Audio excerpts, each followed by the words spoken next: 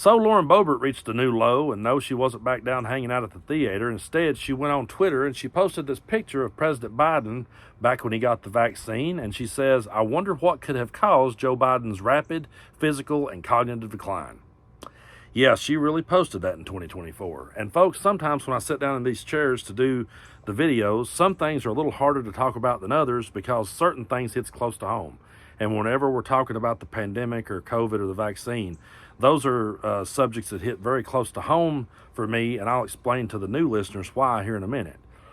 But as I sit back and watch how the media treats President Biden, how they hold every word under a microscope, they're sitting back now waiting for every speak and every misspeak that he makes. And if he misspeaks ever so slightly, they're going to make him give an account for it. They're going to make him reassure them over and over and over again that he's okay, that he's going to be okay to lead. And yet you will never see any of those reporters ask Lauren Boebert to show them where the evidence is for that. Where's your evidence, Lauren? You made that post and you made an assumption, but where is your evidence that the vaccine caused anything remotely close to that? Where is your evidence to back up that claim or that assumption that you made? I know what you would say. "Oh, I didn't say it did. I just said I wonder what could have." And she said that because she is pandering to her base. Nearly half of the Republicans in the House and Senate won't even admit one way or the other whether or not they got the vaccine. They don't want to admit it because they don't want to lose their base. They're pandering to those kind of people. I don't know if Lauren Boebert is vaccinated or not. Maybe someone else does. I couldn't find out one way or the other. But I know who is vaccinated: Donald Trump. And I know when he went out on stage and talked about getting the vaccine, the crowd started booing him real quick. You guys remember this? "I recommend take the vaccines. I did it. It's good. Take the vaccines." But no, that's okay. That's all right. You got your freedoms. But I happen to take the vaccine. As always, he tried to backpedal his way out of that one and weasel his way out of it because he realized it wasn't popular with his crowd. Lauren Boebert knows that that's the base she needs to pander to. And that's why I have no problem saying to you that I am on the left and I vote Democratic. When I don't want to see both sides of this, folks. I don't want to see both sides of Lauren Boebert's stupidity. I don't want to see both sides of her uneducated, ridiculous posts that she posts on purpose to pander to uneducated morons. I want nothing to do with that. And the reason why that these kind of posts always strikes a nerve with me, for those of you that have heard this story before, I'm sorry I got to tell it again. For those of you that haven't, it sucks telling it again. But I lost my first cousin who was like a little brother to me. He was 35 years old when he passed away. He was special needs. His mom was 53, okay? And him, his mom, which was my aunt, and her husband all passed away within 3 weeks of each other from COVID because they bought in to a lot of that kind of bullshit and that kind of rhetoric. And we had never really had anyone in our family cremated before. That was new to us. And so me and a cousin went out and buried the ashes. And as I lowered them in the ground, if I want to be dead honest with you, I was thinking, God damn, all these people out here that spread all this misinformation and got in people's heads and made them think that it was okay, that they didn't need it.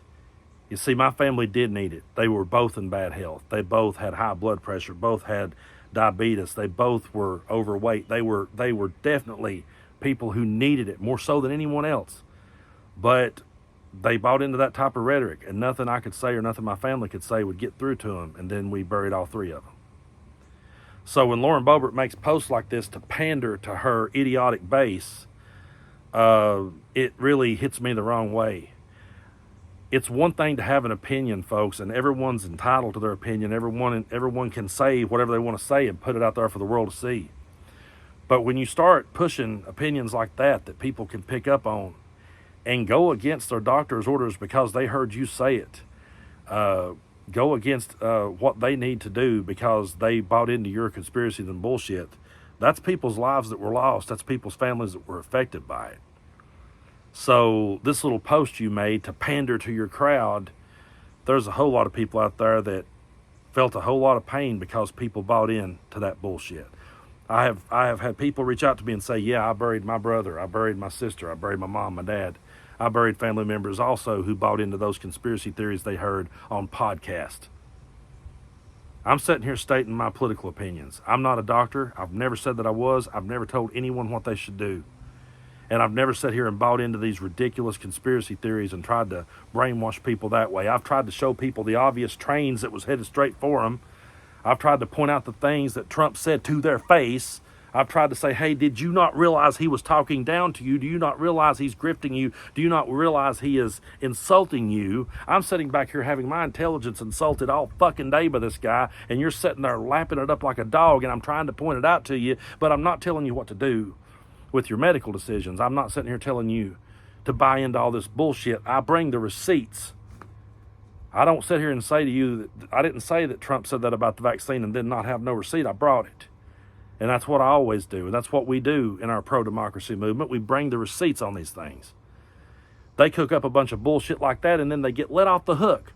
No one will ask her to follow up on it. No one will demand her to bring the evidence for that. But they want to demand Joe Biden what did you mean? Did you mean Zelensky or Putin? Did you mean Trump or Harris? Oh my God, was it tomato or tomato? Which one was it, Joe?